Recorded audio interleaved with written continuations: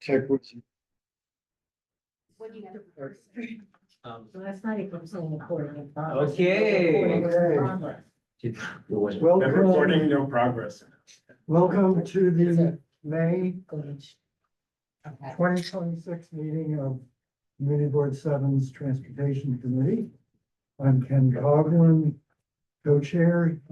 My regular co-chair, Sophia Bala, is not here. What? And, Oh, yeah, she can. and she doesn't have a waiver. And I'm, also I have to announce that one member of our committee does have a waiver. Elizabeth Caputo for family care, said she would be logging in about 6:30. But I don't know where she is. So, and I'm not gonna review if I did. So I guess the first thing is, a vote to adopt the agenda. So, all in favor?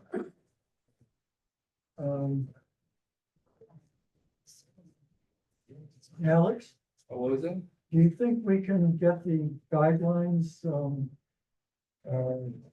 up on the screen? Yeah. Give me a prep time. Sorry.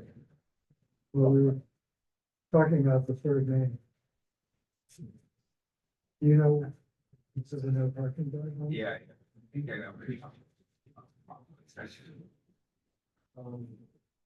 Did everybody get a chance to review the no parking guidelines?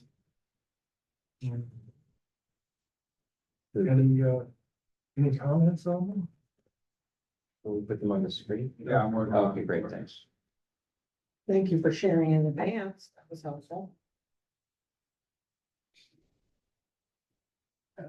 I thought they were pretty comprehensive, pretty much took account of every possible circumstance. And when I was reading it, I said, well, gotta go back to the beginning because no one could qualify for all of them. So it's just things to consider. Yeah. basically. Yeah, I mean, just for the record, I still don't support singling out 50-unit buildings, even though it's not required. It seems to me it would discourage smaller buildings. Okay. Where did you share those? In the body of the email? In the email. all right, I have, That was an I could attachment. email it It's to in the you, or bottom. text it to you. Yeah.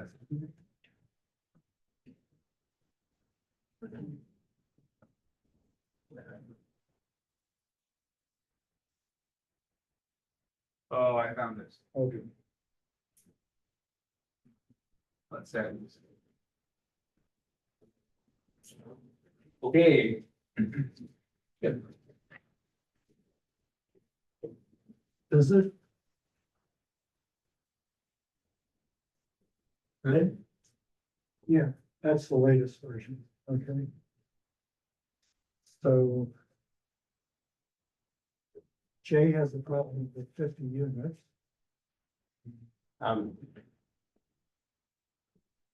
Well, if I may, I have a problem with the way this is worded, that, if there are a higher number of residential units in the building, the larger the number, the more likely approval will be granted. I mean, I guess there's some truth to that, but if there's something else that's a mitigating circumstance that Mhm. could, I I don't know if we that. want to prescribe that by it, but Doesn't I- it say that? what's that it, Says there are a higher number of residential units in the building. The larger the number, the more likely approval will be granted. CB seven suggests 50 units as a minimum threshold, but will balance building size against other needs. okay, all right, yeah, I get it. I mean, I don't know if we prescribe what's more likely or not, but I understand the logic. Okay.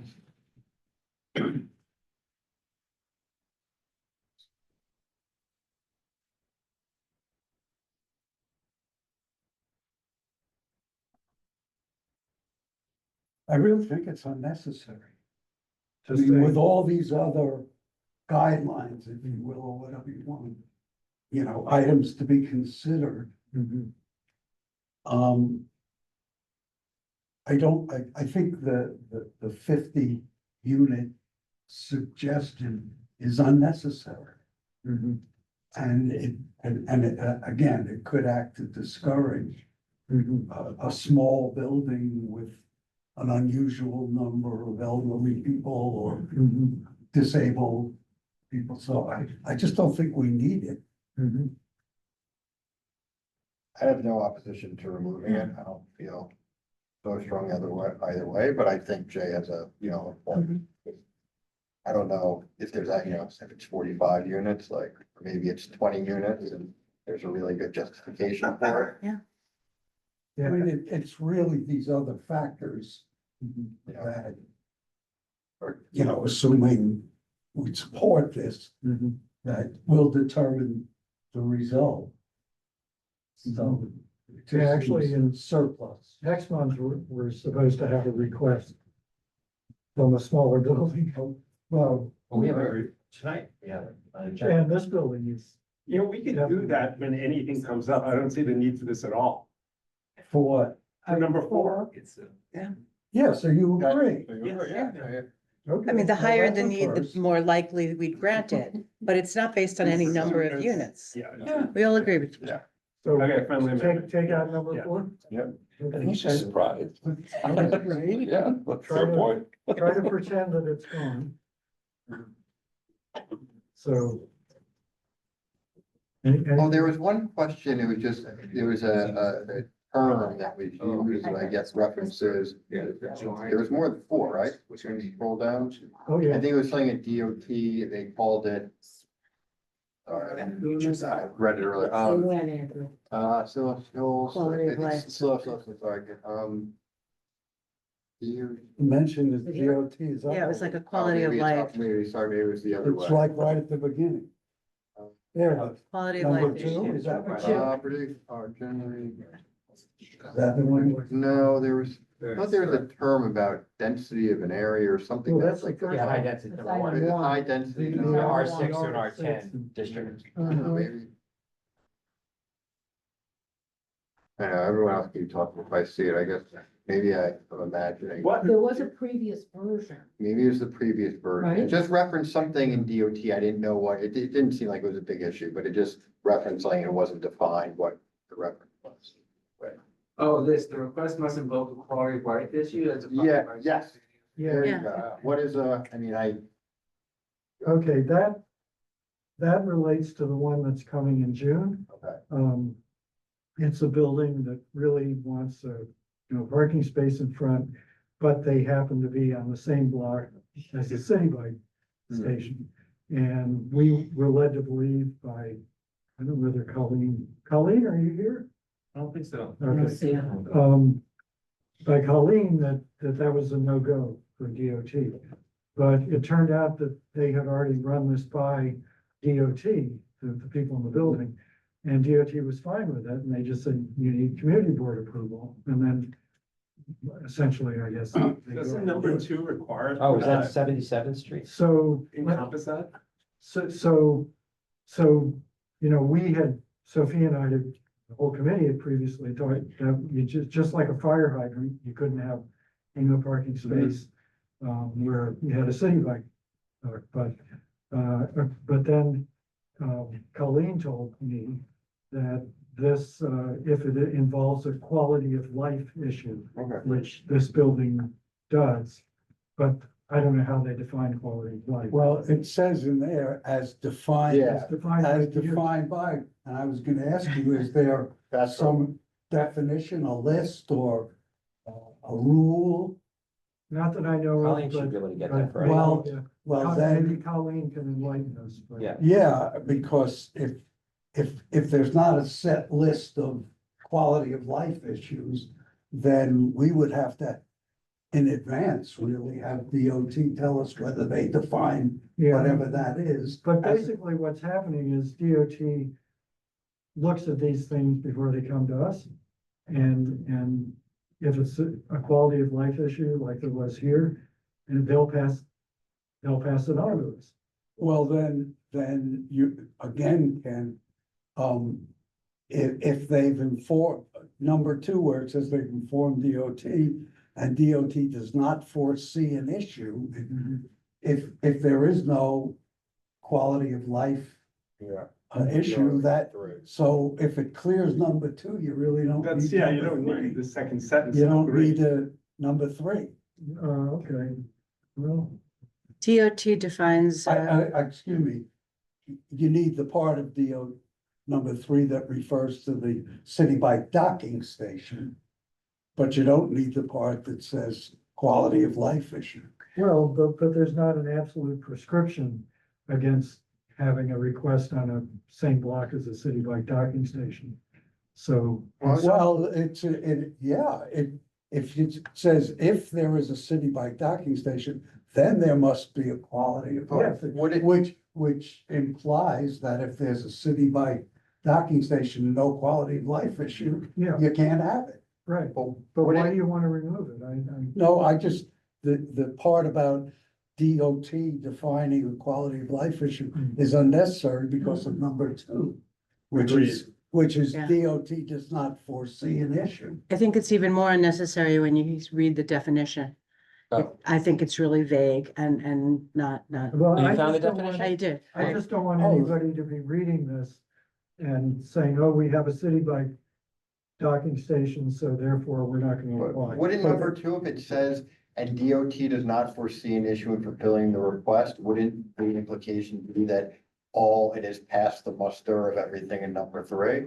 Like, it wouldn't advance to us if it was within 15 feet, or if it posed a quality of life Mhm, issue, That's true, right? I think you could just remove number three, and yeah, we could yeah. believe that DOT would not send it to us if there was any issue. 3 and 4 gone. Well, I would like to know what the definition, if you found it there. Yeah, DOT defines quality of life through the lens of providing a safe, reliable, equitable, and resilient transportation system that connects communities and supports economic well-being. Enhancing the quality of life means improving safety for pedestrians, cyclists, and motorists, reducing traffic injuries, and ensuring sidewalks are accessible. Basically, whatever So they want. generic. It says nothing, I don't think that's, Hold on, I see a definition that has a 4 bullet point plan and a 2 page list of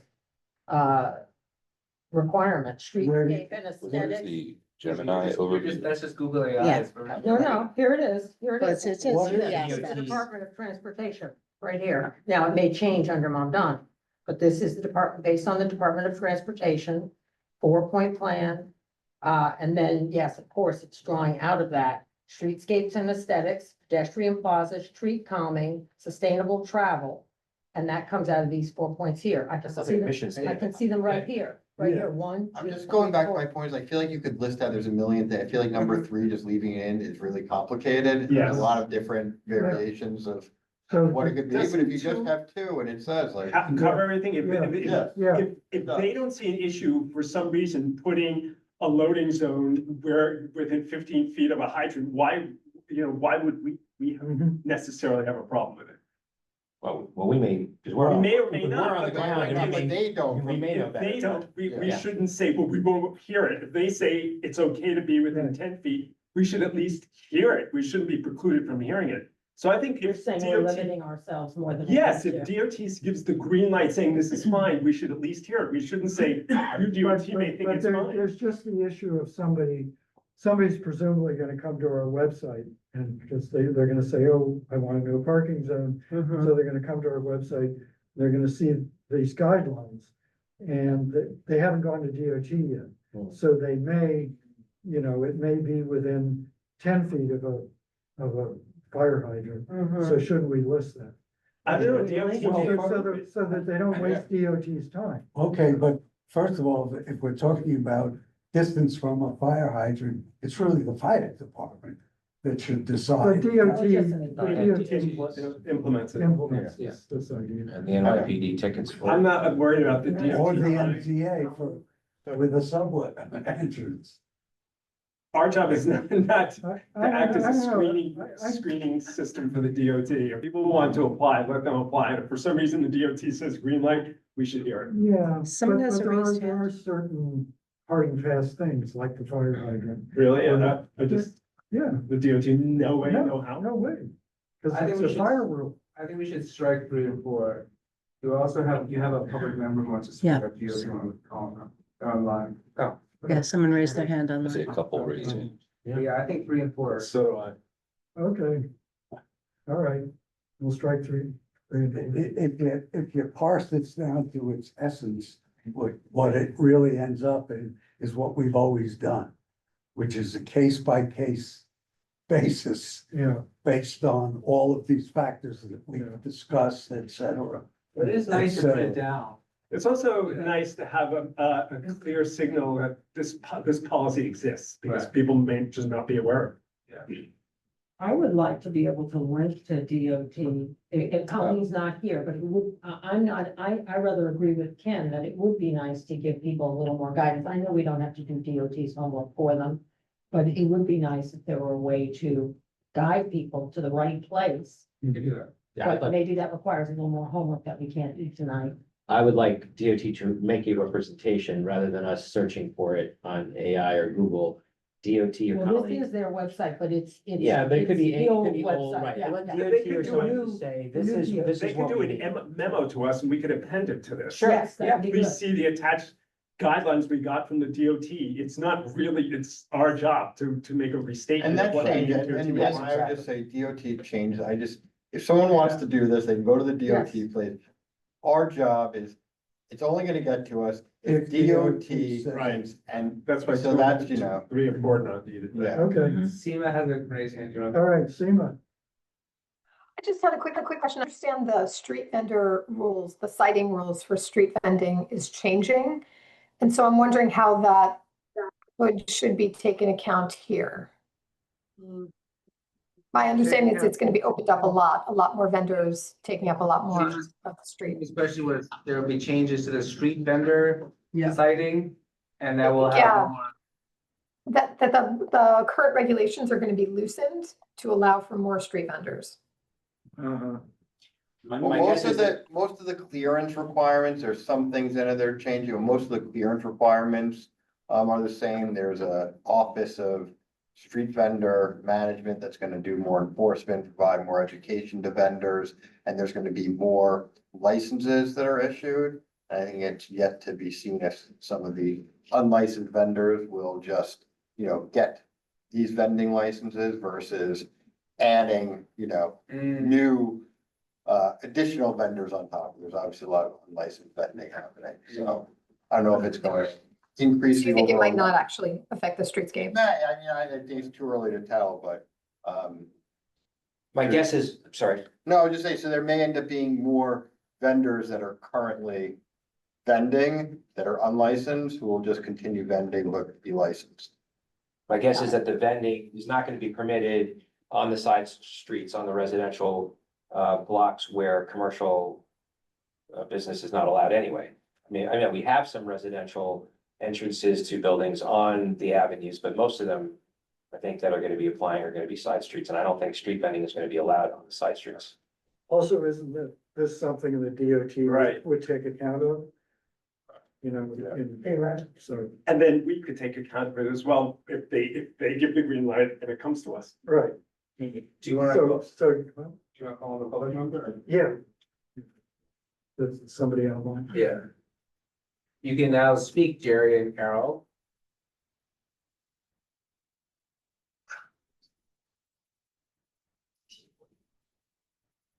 You're still muted. I clicked ask to unmute. Okay, well, okay, I'll leave it on, I'll ask, okay. Can I ask Carrie a question? So Carrie, in the co-namings, is there any reference in that bundle of,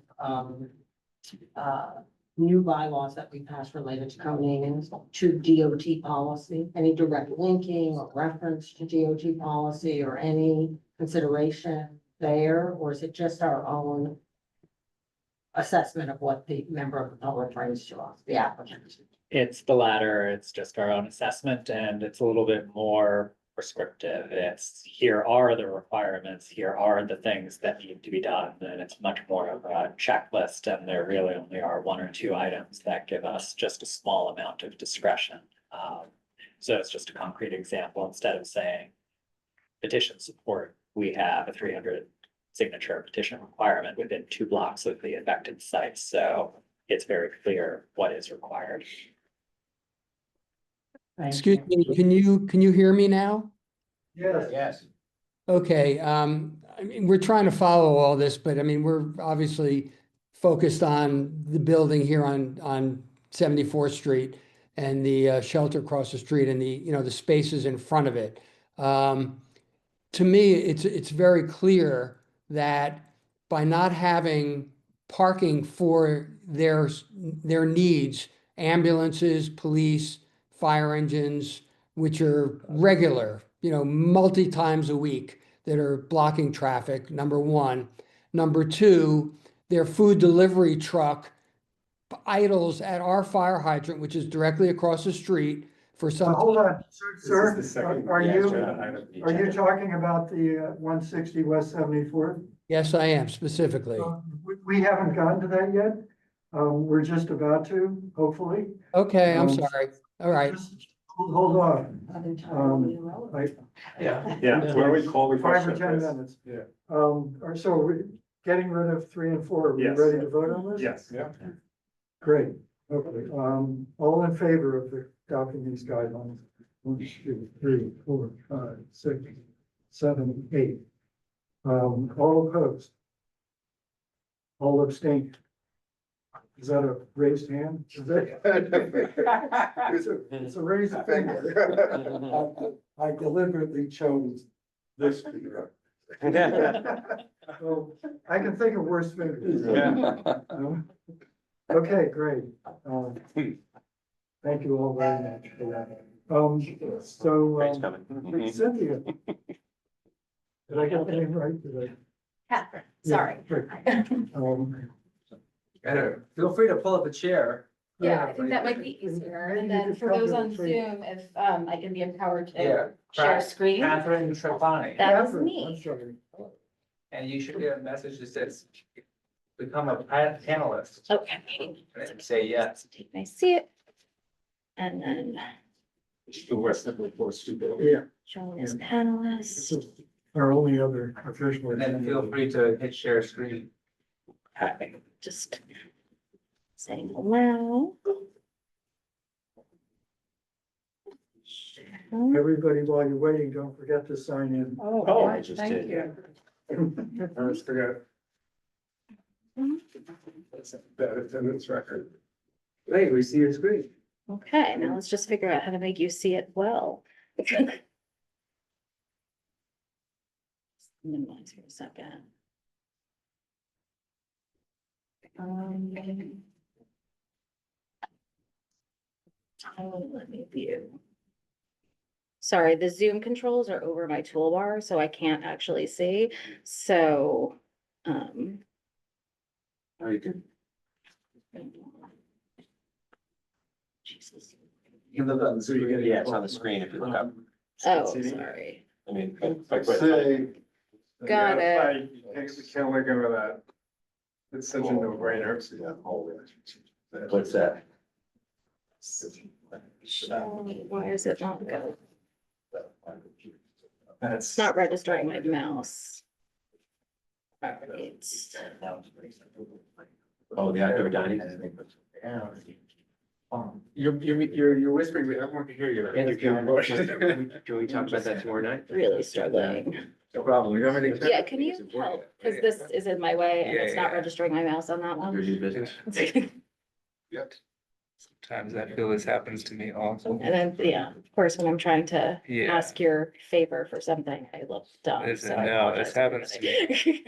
And that's not how the mayor wants it, the restaurants want it, everywhere. Yeah, so what's the problem? But yeah, how do we? Right? Okay, at least I'm not. Oh, there we go. Could be slideshow. Slideshow. The new rules are just, we're just processing. Changes, rule changes. Okay, enough chit chat over there. Okay. Okay, so I'm sorry about that delay. No Hello, worries, everybody. no worries. Thank you for being here. Thank you for having me. My name is Catherine Trapani. I am the Assistant Vice President for Public Policy at Volunteers of America, Greater New York. I am joined by my colleague Brian, who is the assistant vice president for behavioral health. Did I get that right? Oh, we need you here. And specialized housing. Just kidding. Good luck. So we are here about our Empower Residence, which is located on West 74th Street. And so just a little bit about us to orient. Volunteers of America is a very large anti-poverty organization that is really working to solve the crisis of homelessness across the New York region with 70 programs focusing on housing, health, and wealth building services. So specifically, the property in your district is the Empower Residence, which is temporary housing for single women. We get our referrals from the Department of Homeless Services, and many of the residents that are coming into our shelter are entering with acute needs that require emergency intervention, including ambulance service, as we just heard from your neighbor. Our team's job is to assess, support, and stabilize folks as they transition, and we have a robust suite of services that helps them do that, including case management, benefits advocacy. I don't need to read the whole list, but it is very comprehensive, but still and yet, because of the nature of intake, when somebody is being sent directly from the Department of Homeless Services to our front door, there's going to be crisis response at the location, which our neighbors have observed. So a little bit about the location. It is a quiet residential street. There is one lane of traffic with parking on either side. As we have heard and observed, when ambulances or other emergency personnel are called, there is no place to pull over, and it does block traffic entirely.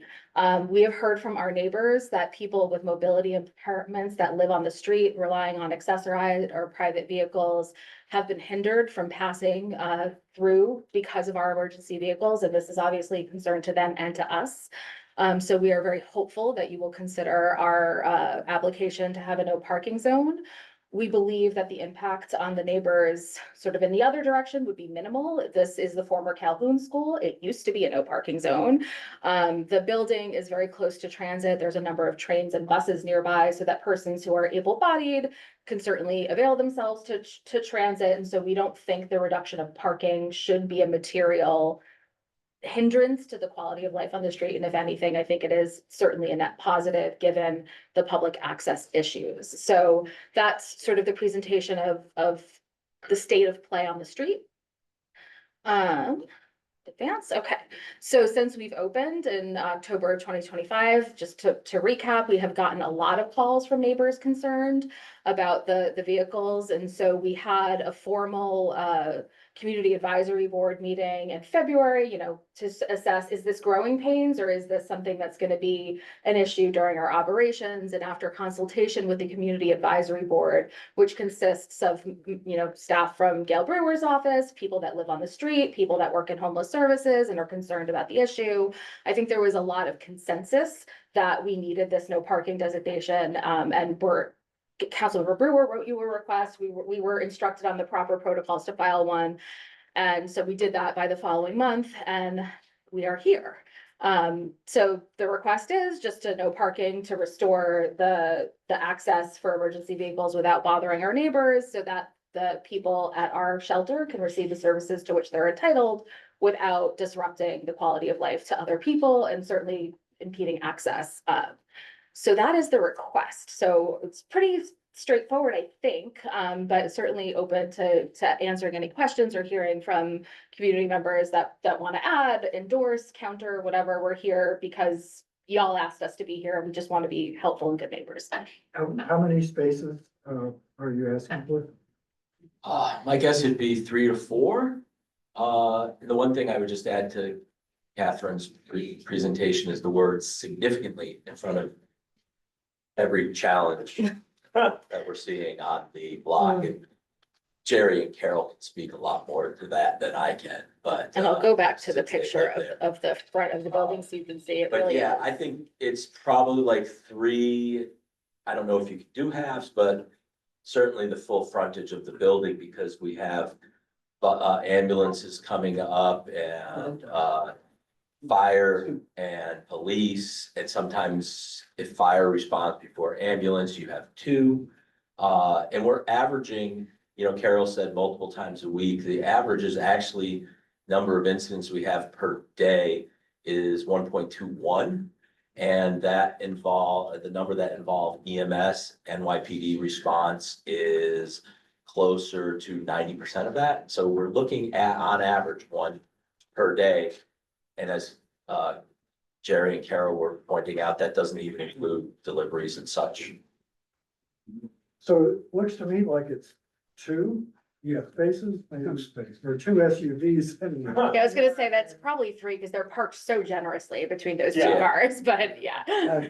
Trust me, that is not three. Really? Okay. It might be a little over two. The front of the one on our left looking at it is in front of the other building. It's like almost from the front windshield forward is beyond. So I think it's two. I guess we could say the frontage of the building? Yeah. Would that be? I think don't that's, think you could go beyond I that. think Yeah. that's reason. Yeah, The entire frontage. yeah. Jerry and Carol have a person. Yeah, we're totally on board with what she's suggesting. Probably needs three. But the food truck is an issue, so there needs to be room on early Saturday morning or Wednesday morning when they pull in and they idle for sometimes 2 hours because it's one guy having to go back and forth across the street with all his food. And that's right outside our bedroom window. They also, and I don't know if this is relevant today, but sometimes a bunch of VOA people are hanging out by our fire hydrant with a pickup truck, eating and drinking for hours, taking up that spot at our fire hydrant. And I think that's the only fire hydrant, that's accessible to both buildings. So I agree wholeheartedly that we need like 3 spaces there. But it has to be used for more than just the police and ambulance. And Catherine, this would be 24 hours? Yeah, because we could never tell when an emergency would arise, so Right. certainly we want to make sure for 24 hours a day, emergency access is there. We certainly have no argument to allowing deliveries and others use the space. And I do just want to say that Jerry Bryant's here taking notes, and we'll put the other issue about our staff in the parking lot, we'll bring that to community advisory board and sort of address it separately. But yeah. How many people actually are in the building, not only residents, but workers and whatever? At any given time, Yeah. approximately 160. Up top. We have 146 beds, and at any given time, we have about 14 And it's staff. about, I guess, about 40 to 50 feet wide, the whole structure. I don't know. I can pull that up. I'm a social worker, so. Yeah. Whatever DOT says. Yeah, well, if you divided it in half, it looks like 2 contiguous Yes, rounds. round sides, So I would say Yeah. about It's 40, yeah. Do we have anybody else online? No one else online has raised their hands. Okay, What's the standard, if there is a standard, of a loading zone? Normal loading. It's 1 parking space. I should know that. 20 I feet? guess 12 feet. Is that all? Well, feet isn't much. There's one person who wants to speak in public, but you could also tell us about Shula's letter. Oh, Shula's not on, but you want. well, basically says Gail supports this, right? Right, Gail supports this, please track. Right, So, that's what Chula. Okay, Amanda, you're allowed to speak. Thanks. I didn't catch the name of the representatives from the shelter, but thank you for hearing us. I'm a resident on West 74th, and it's really nice to hear you articulate both our concerns, but also your population's needs so well. Thank you. Thank you. And thank you for being here today. So to the committee, I'm just another resident of 74th Street who would like to endorse this request. As you were discussing the quality of life conversation with DOT, there's obviously a quality of life concern for all of us on the block. Namely that because the emergency vehicles have to come multiple times a day, it's not just that their sirens are disturbing, it's obviously that they block traffic. And so what's happening is that people are in vehicles are being disrespectful and they're honking. And Sure. as in our building, many of the units, bedrooms face that street, it does mean that we are woken up all days and nights. And for those of us who have children, it's particularly challenging.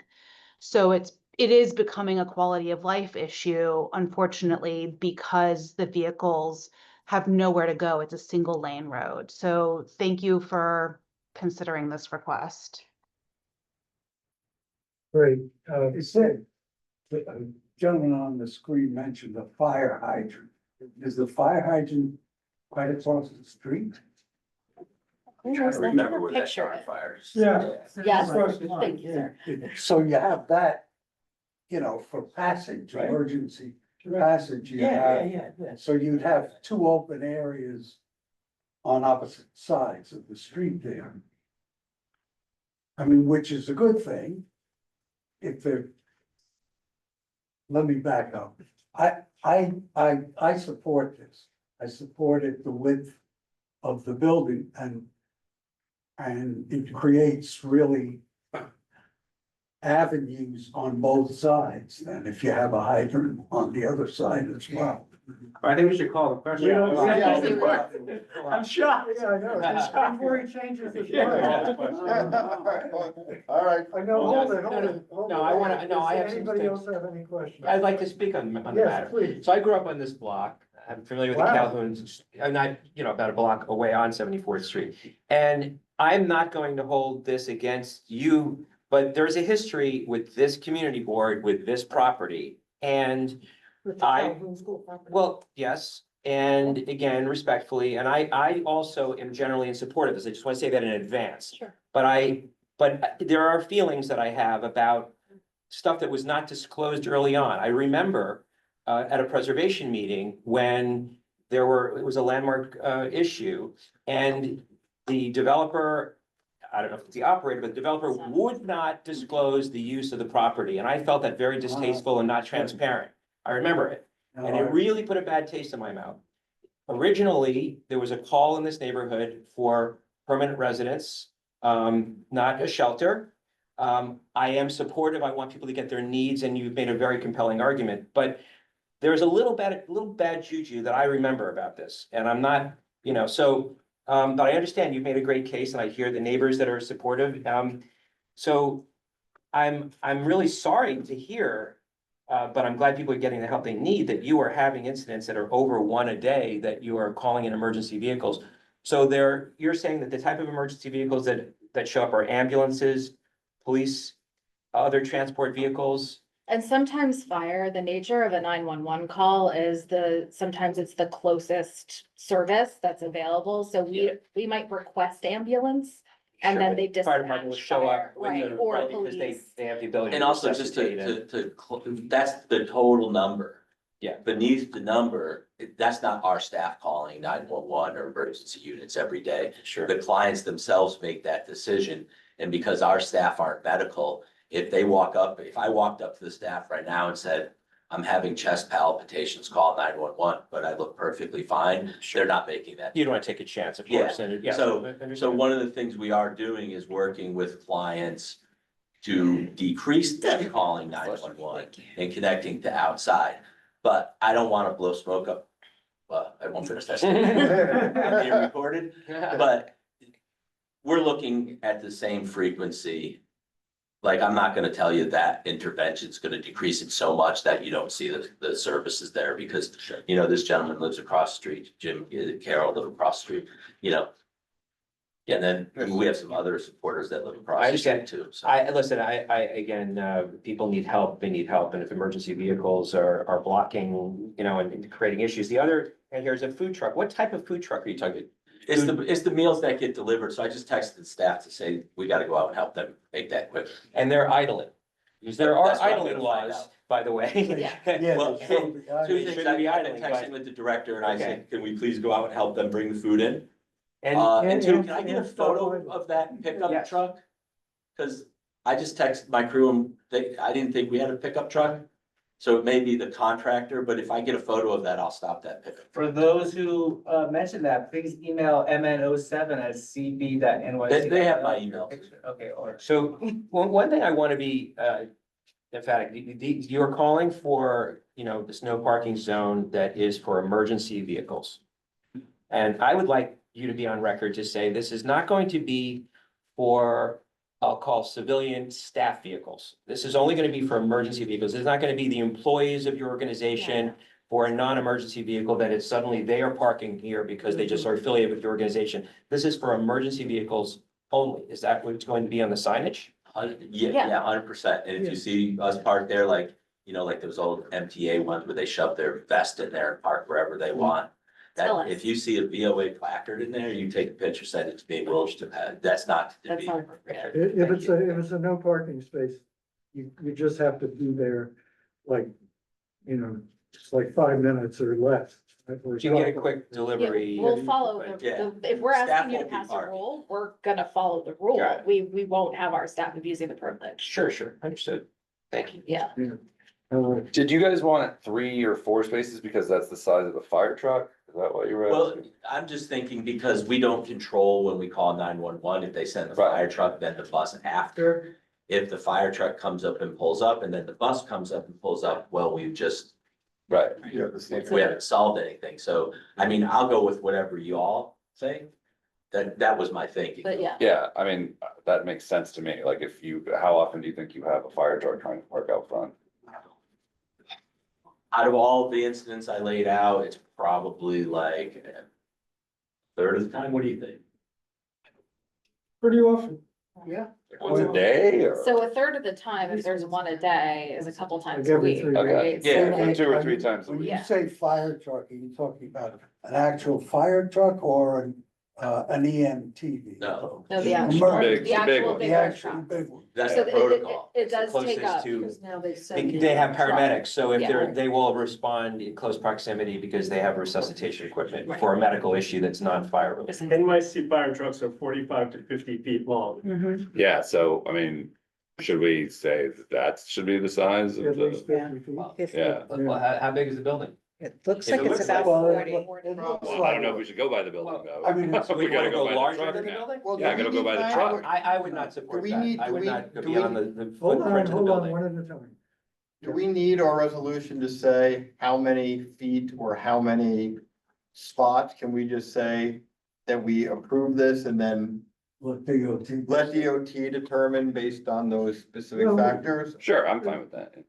Adequate space for emergency vehicles. Yeah, something, yeah, Yeah. yeah, that's. Good call. Yeah. Okay. Did I tell you something? Just a few days ago, there were 4 police cars and an ambulance. One right behind the other. You're not gonna be able to park them in the kind of spaces you're talking about. Well, But 4 police the cars. police have the ability to get tow trucks and move and cut off vehicles and cut off traffic. And I mean, what I'm worried about is what's going on if you're having so many crises, I'm worried about. I've never heard anything so frequent. Well. I mean, that's a separate issue, I'm but. not gonna answer for you, but these are people, some of whom are in crisis, yeah. right? Yeah. And if it was a hospital, we wouldn't, No, but if you're in an emergency room, you expect ambulances to come in every 3 minutes, but.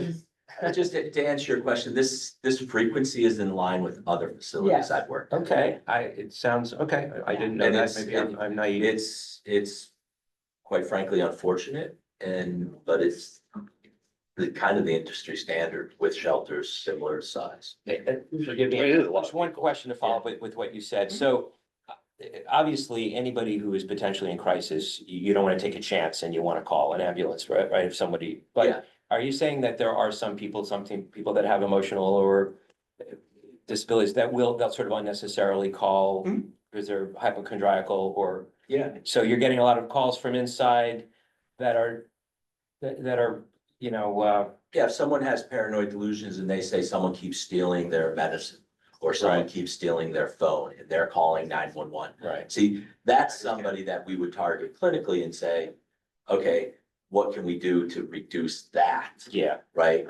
Assign them a staff member. You go to Brian at 4 to 12, you go to Catherine at midnight, and we'll fill out the report and we'll ask for, rounds to be done or whatever to see if we can get that decreased. yeah. But then we have other people that they just call because they know they can. Just being perfectly honest. Yeah, I understand. We have 3 people online, 2 have already spoken, but we raised their hands, and 1 new person. Yeah. Hey. Maggie McGannon, you can speak. Oh, she's part of it. Hi, good evening, everyone. Thank you all for your attention to this issue.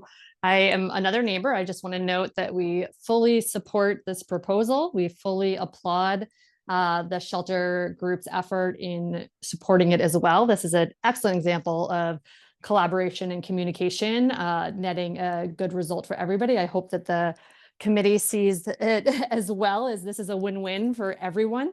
I will note that there are frequently multiple vehicles that respond. So I hope that we're not limiting, the no parking space to the size of an ambulance or the size of a fire truck. I think, at least the full width of the building, if not more, in your discretion would be appropriate. This is a scenario where there wasn't previously parking. There's been parking for maybe a few months once the school closed. And the detriment to the neighborhood and the women that live in the shelter, the residents of the street, it's a daily stressor for all of us. So I really don't see any concern here. And this is sort of a no-brainer, and I appreciate everyone's attention to this issue. Thank you. I would just suggest that we currently say adequate space for emergency vehicles. I would suggest putting in comma, including fire trucks. I would say you have multiple emergency vehicles, including fire truck. Multiple, okay. Is that okay? I would not be, Well, I we would not just heard- support beyond the footprint of the We building just personally. heard, you just heard this. Yeah, I think we just adequate for emergency. Okay. Yes, adequate, vehicles. sounds good. But Let's including not fire stir trucks. up trouble. Because when people think of I'm the emergency only vehicles, they allowed don't to think of stir fire up trucks trouble. I do. necessarily. They think of fire engines. So, I think it's good to say fire truck. If someone told me fire trucks were coming every 3rd time, yeah, I would want to know that when deciding. yeah. And you can include that in Yeah, the factual background Okay. also. Including fire trucks. All right, call the question. Yeah. All in favor? I'll do non-committee. Could you, lower your screen? 2, 3, 4. Or stop. Oh, sorry, stop 7, sharing. 8, 9. Oh, sorry. Nine. Wait, Elizabeth's on. Elizabeth, yeah. Building dimension is 50 by 99, by the way. Elizabeth, or yeah. She's a yes? She's a yes. Okay, 10. Non-committee.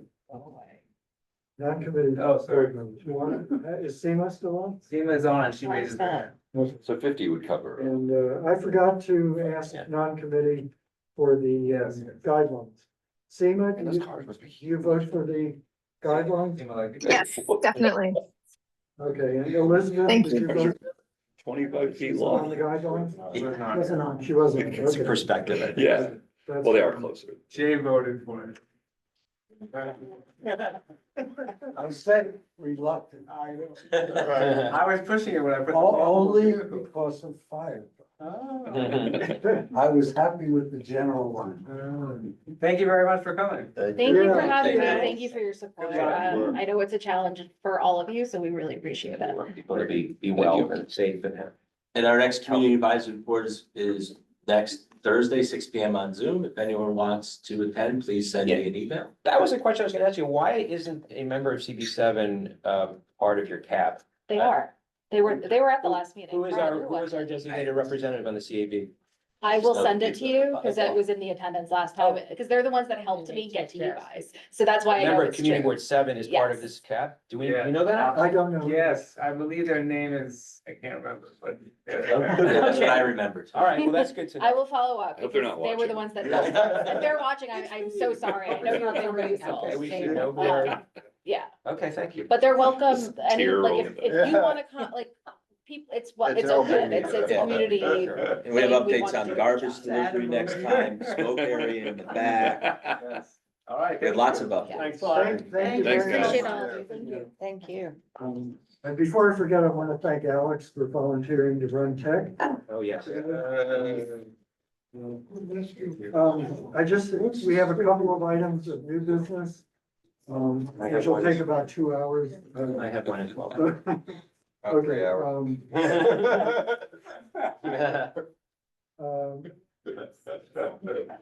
so, First of all, I want to say we got a letter from Danielle Zuckerman, who is the Manhattan Borough Commissioner for Transportation. And she told us that you've heard of Sammy's Law? Which is a law that allows the city to reduce speed limits down to as little as 15 miles an hour.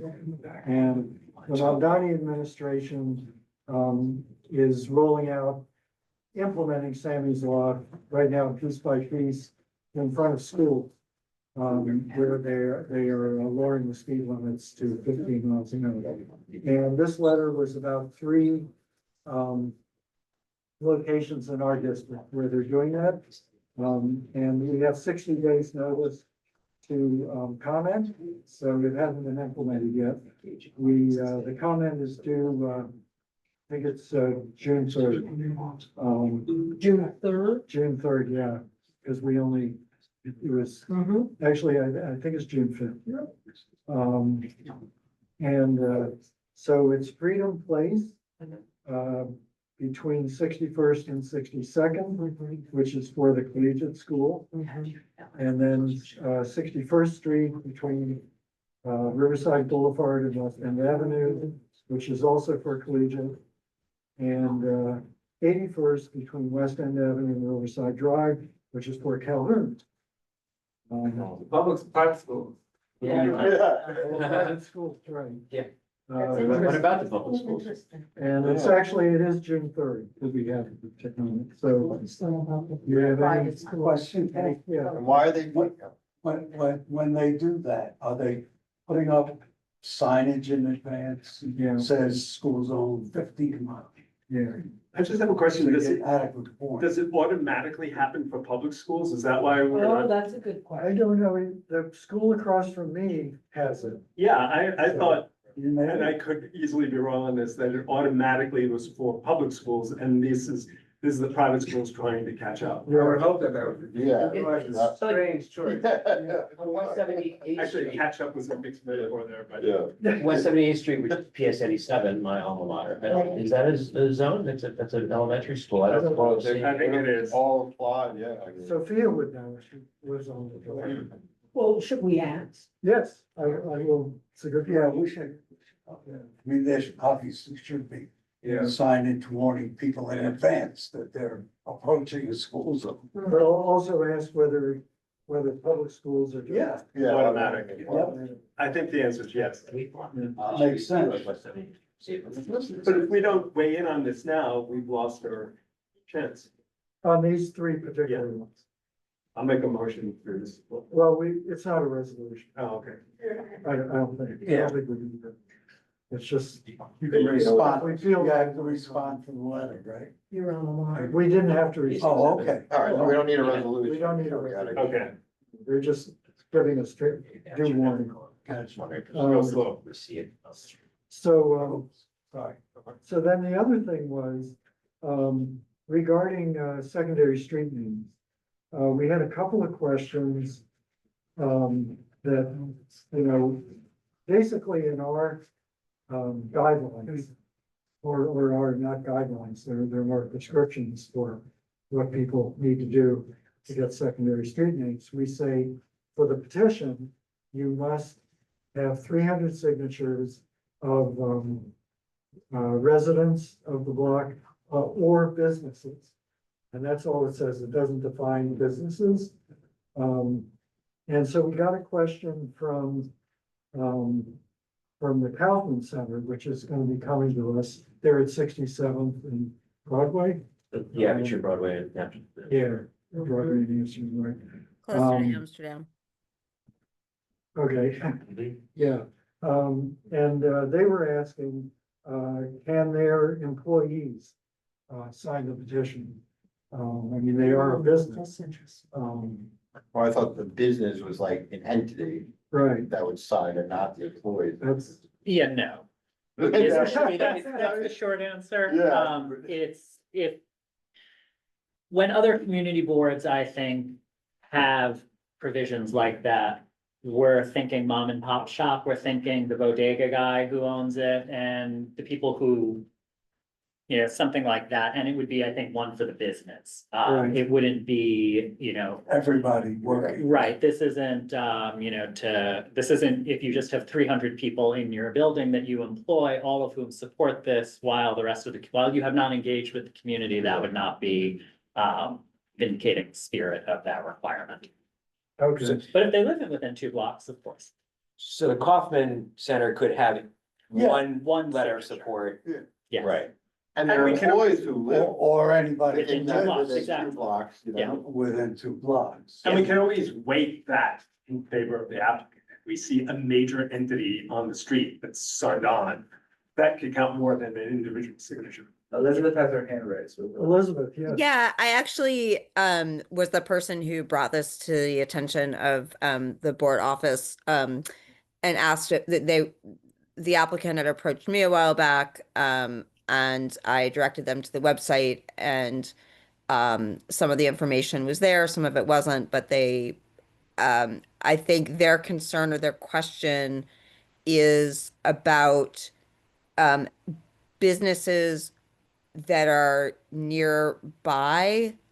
I guess so like the Apple store, if somebody from the Apple store wants to sign, they would qualify, right? Because they are a business that is nearby, right? So if a representative from the Apple store wants to sign on behalf, with authority to sign for the Apple store, that's one signature. Right, So- but like 100 applicants from the Apple store couldn't, or 100 people, employees of the Apple store couldn't. There's one Apple store, so that's it. Okay. That's the business. Okay, I think the reason that we may want to, I understand the rules are the rules, but I think because they are an institution that serves a lot of local people at the Kaufman Center, parents, kids who go to the programming there but do not live within 3, the requisite number of blocks. That's why they're trying to figure out how they're going to come up with the signatures. And I think what it's going to amount to for them is probably getting, the high rises that are around there, getting enough signatures from the residents within those high rises to meet the signature request. Because it's not going to come from employees within the businesses from the way we've just discussed, right?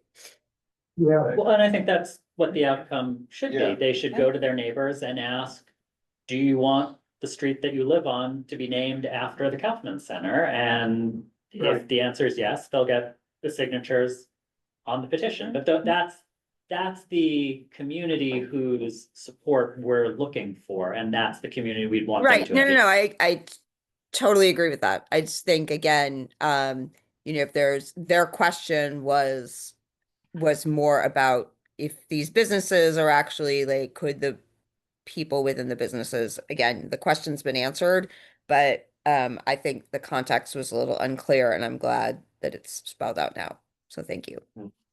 yeah, there could be, I'm not saying the Kaufman Center would do it, but there could be some question of coercion, like with an employer going around saying, you want to sign this.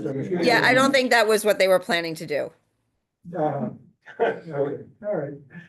Is this? And if being you referred find that it is, you can choose not to support the Kaufman Center getting a street renaming, but I don't think their plan was to have five resident signatures and. Votes Yeah. against It's not about- Yeah. Doesn't matter. Are we just, that the Kaufman Center is gonna want the street named after them, or are we talking about a I know, particular it's individual? Elaine, I believe her name is Elaine Kaufman. I'm not Oh, sure what the first name is, but it's the yes.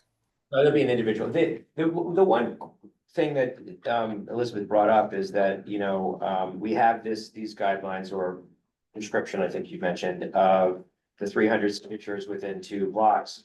And in our neighborhood, there are neighborhoods that have different population densities. There are Yes. some blocks that have low rises that are brownstones only, and it's very hard to get Yeah. 300 signatures. And then you have high rises that are actually right in this area that may, have hundreds and hundreds of people, or 1,000 people in the building. So, we have to Didn't weigh we that have too. numbers? I feel like, my feelings on this issue, but like, I feel like when we were debating this, there was some accounting of the block in I mean, I guess if everyone owns full brownstone, it may be different, but at least on brownstone blocks where both the buildings have multiple residents. Some branches have one family. No, I know.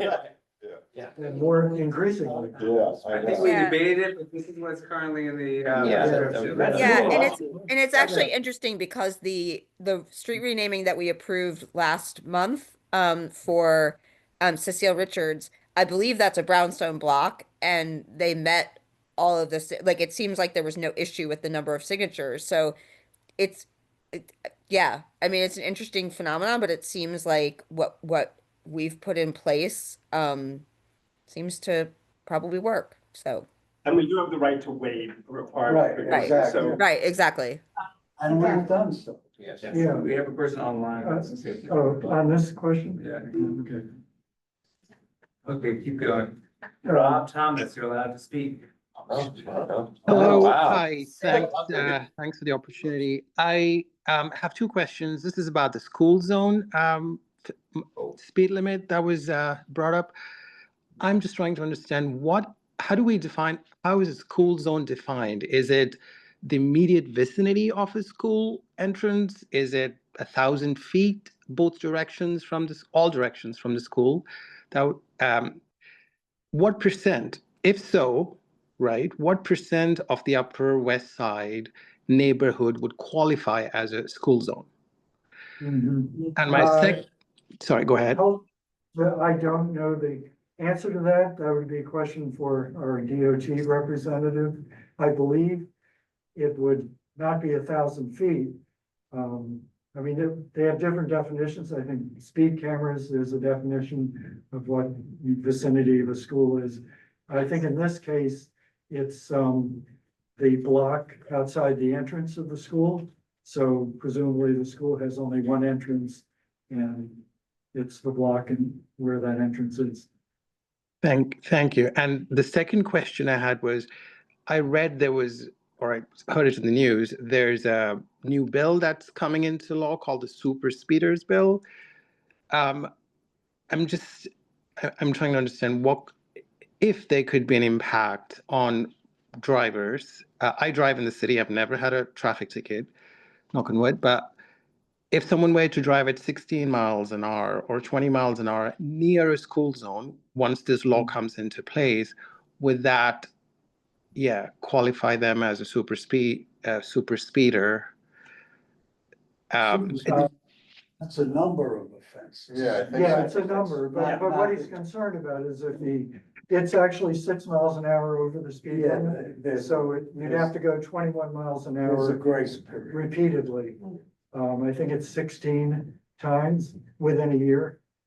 Yeah. So, but as far as I know, that if you did that, you might have to get a speed governor on your vehicle. Great. Is that it, okay? Answer your question? I muted him. Oh, okay. Okay, and so just related to the Kaufman thing, I think I know the answer to this, but also the Ethical Culture Society wants a secondary street name. And their question I think just for the Ethical Culture Society, I'm not totally sure. But they say our signatures from the members of an organization permissible, or just the board members? Neither. Isn't it clear, doesn't it say that live? And they say the NAACP occupies an office in our building. And then they said, can we have all members of Ethical Culture sign? I think no. And I think people are just trying to ask. that sounds really unethical. I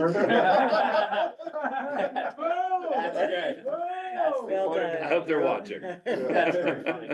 And finally, are parents from the Ethical Culture School allowed to sign the petition, or just the staff?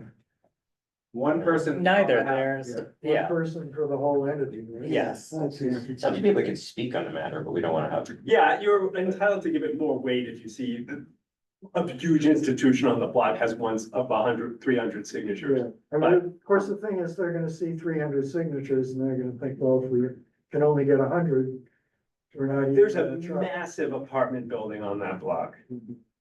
Massive, and there are other less massive buildings on that block. We live within two. Yeah, yeah. The Maybe I can say- other, the other thing to keep in mind is we also ask that they post notice before doing the Yeah. petitions. We ask for where Yeah. people live, and the way we eyeball this is, do they live within 2 blocks? And so if somebody is a parent and they live 10 blocks away and that's the address they put, we just discount it, and as we're going through it and counting the 300, we'll engage with them and say, here's what we found, here's how many more we need, here's the process to make sure everything's up for it. Right. Yeah. So Doug, did you have new business? Oh, yeah, so this is a while back, a couple of months ago, actually, a friend of mine pointed out what he believes is potentially a hazardous situation on 61st and Columbus Avenue.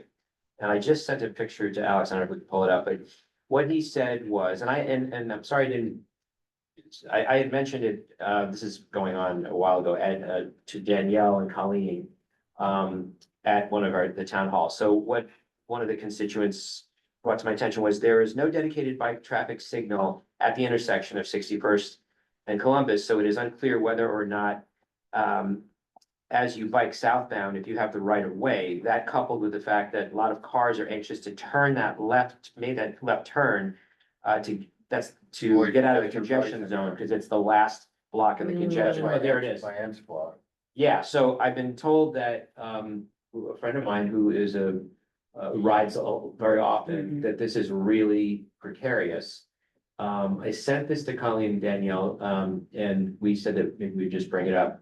You guys familiar with the turn off at the last, you can see the gantry for the congestion zone, and Yep. apparently there's a big conflict, so the cyclists, there's no signal, they don't know what to do, and cars are. And then there's a Very lot, off. because Fordham's there, you have Lincoln Center, you have what you just mentioned, the congestion, so. Right. I know, because I drive my aunt right there, and it's, So you have cars turning left to Yeah, so- avoid the zone, and they're, Right, so he's saying that it's creating a dangerous situation because he says it's unclear whether or not you, as a bike southbound, you have the right of way. You can see that it's sort of, so I don't know, you know, I think a lot, I mean, yeah, once Last turn in before a 12, while, there it you is. see like you know, it's like a car turn, dedicated turn lane. you But can is see, he asking for something for he the- says Yield yield to to bikers. bikes, it says that there, but Clearly not But doing enough. my friend is saying that he's nearly been clipped a number of times, and that he brought it to the attention, said it's a safety issue, and I he don't know wants. that that well, sign. this is, where does it say? I mean, that's a condition though that Yeah. exists everywhere. Yeah. Signal that The white- yellow. the red white triangle? sign, Oh, the that red little triangle, thing? Yeah. that little thing. But then Under- there's One no- of Quickly the turn 5 before you get signs that charged. you Oh, there, can yeah, see there there. it is, turning What's that vehicles. little sign says, knock them out of the way?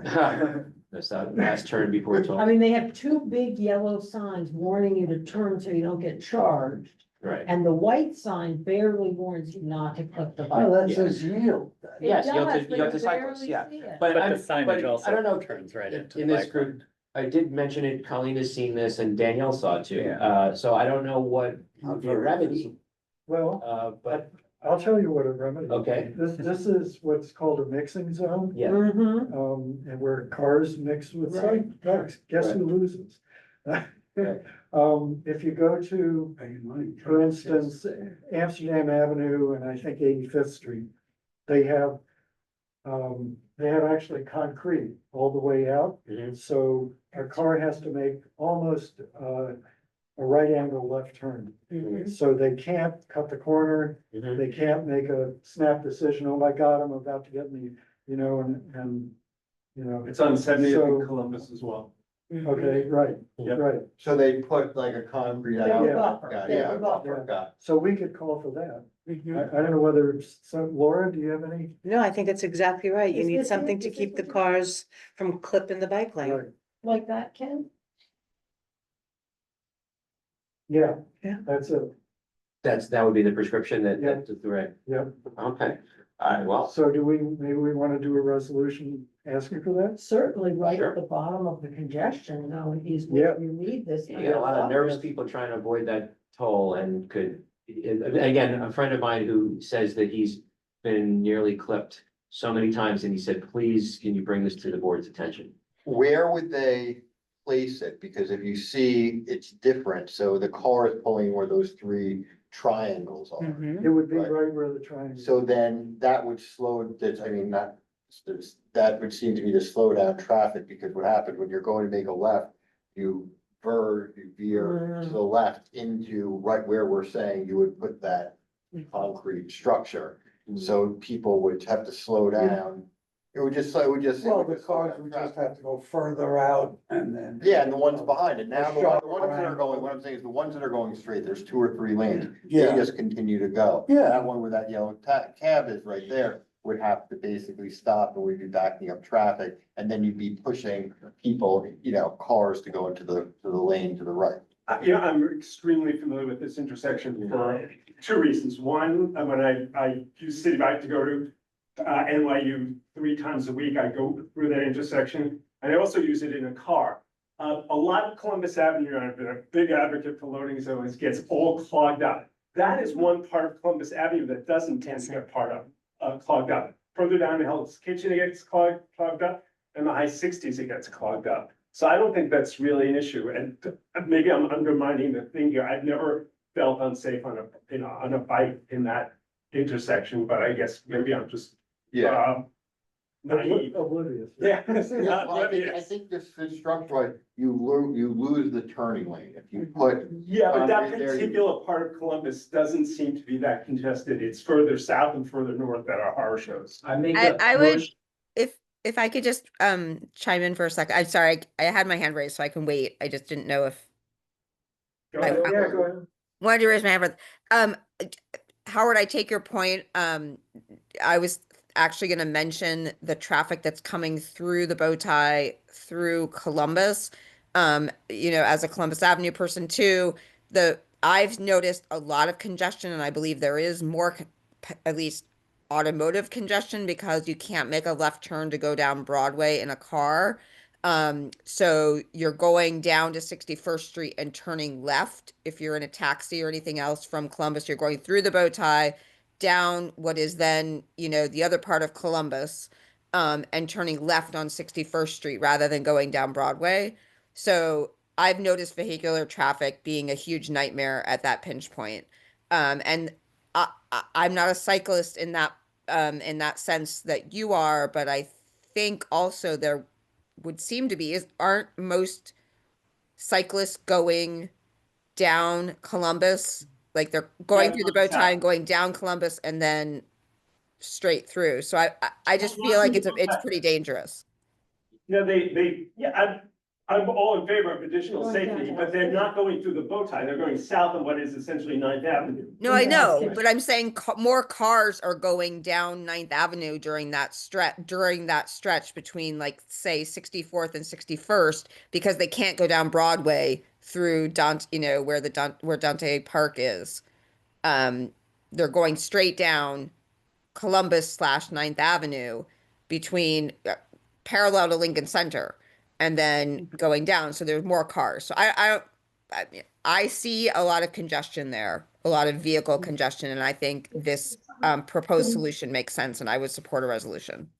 I make a Or motion. maybe a letter, not a resolution. Does it always have to be a resolution? Well, Can we write a letter and ask them Seems to? that Doug had I'm sorry. correspondence. Well, the correspondent, so again, I brought this to Danielle, and I'll forward this email. This happened during the time that whatever, in March. So again, just to reiterate what the constituent said is there is no dedicated bike traffic signal at that intersection. So it's unclear whether or not as a bike southbound, you have a right of way. That coupled with the fact that a lot of cars are anxious to turn left. And then what was the feedback? So it's not- Colleen and Daniel. So they said that they think we should look into it and that, and then we could bring it up here. They didn't, never got that far, but I don't know that it's congestion. It seems like it's more of it's a conflict, not necessarily congestion. It could be just one bike and one car on the lane, and if that car turns and clips, then, so should there be a bike signal, dedicated bike signal? Is that what's? I don't know. That certainly couldn't hurt. And that's, there's so many intersections with bicycles, so maybe we should have that as. 3 blocks south, 57th Street. I bike this route a lot.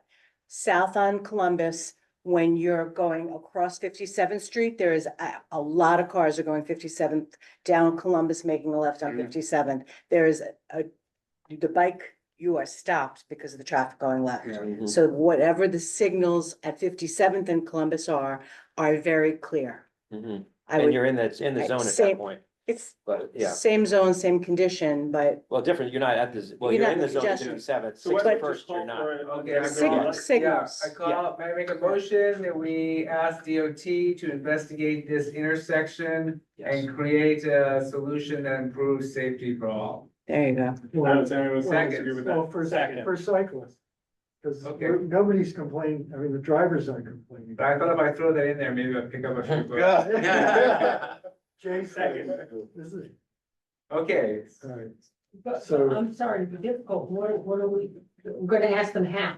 We're gonna give them a phone call, we're No, gonna it's send a them a letter? resolution. Oh, it's a resolution, okay, I just wanna know what I we're mean, voting it on. was new business, so I just wanted, Yeah, we can do it. we Well, can do a resolution, Yeah, all right. have we, We is there a didn't problem that notice. we didn't notice it? No. No. No, okay. All Okay, right. it's been seconded. All right, all in favor?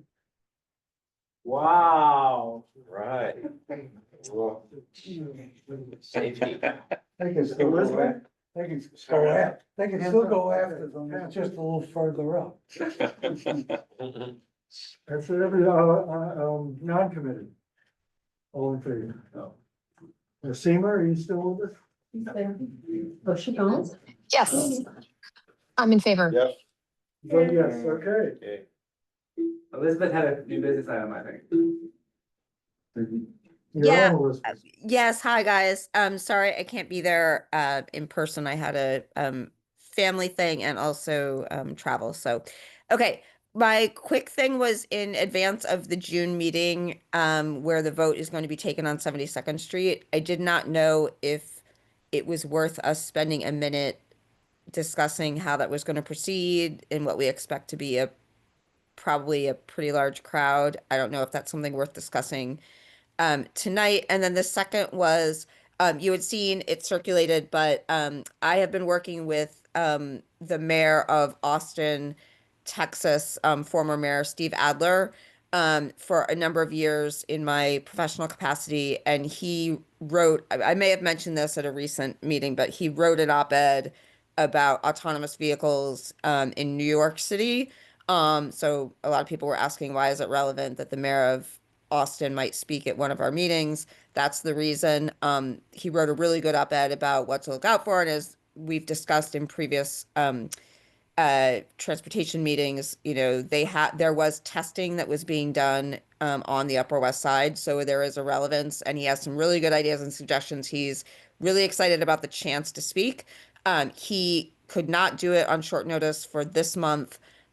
We had an outstanding ask out for him for June, so I wanted to check in with the committee to see if he would be on the agenda for June, or if not, how people feel about trying to get him on in the early fall. Yeah, I just need to talk to Sophia. We gotta look at the agenda for June and make sure we Yeah, have room. okay, great. But I think I'll it's- get back to you within a week. Okay, and then to answer your question about full board, we'll be having it at, the Thalia Theater. Is that a new one? No, the one below, that's a little smaller. Oh. Jesse and I are also a little bit concerned that it could get, dynamic. During the meeting. Good word. Jesse has got a bunch of ideas that she's gonna be implementing, like a sign up. And she'll be asking people to be respectful. But I think that's it. But you want to talk about what you and I were? I don't know. We should involve Jesse first, but yeah. Okay. Yes, Me or? Doug.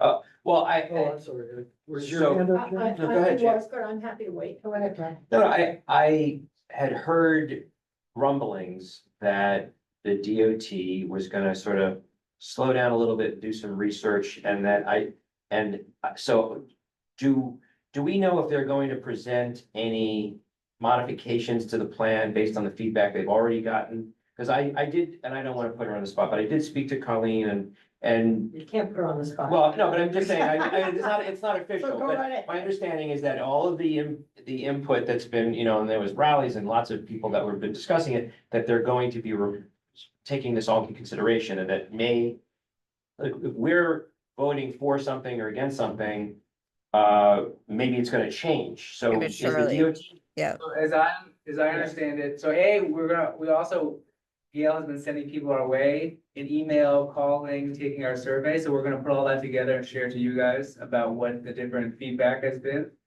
Gail's office and ours. And, Colleen, the DOT will not be presenting at the meeting. No, No, Ken and Sophia will be presenting the plan that was currently presented to us, same thing? the same plan, and we'll be voting on that. Okay, because I'm hearing mixed. well, I'm hearing that they may change them, and so maybe, yes, maybe we're not gonna need to vote on something if they have a new plan until We have. after the summer. I don't know. I don't know what. I don't think it's gonna be a new plan, but I think they are tweaking things, and I think they're gonna let me and the board office know what those things are, Oh, hopefully before, Yeah. you know, okay. 6:30 on June Okay, second. that's helpful. You know, you should really emphasize that there are gonna be changes. We have them when we're voting. Right. Yeah. Yeah, Ideally in advance. yeah, yeah. Oh, It isn't it? won't affect my vote, but there are other people. We know we have your support. Has everyone had a chance to speak? Because I don't want to speak twice. Question was addressed, go ahead. Okay. Elizabeth.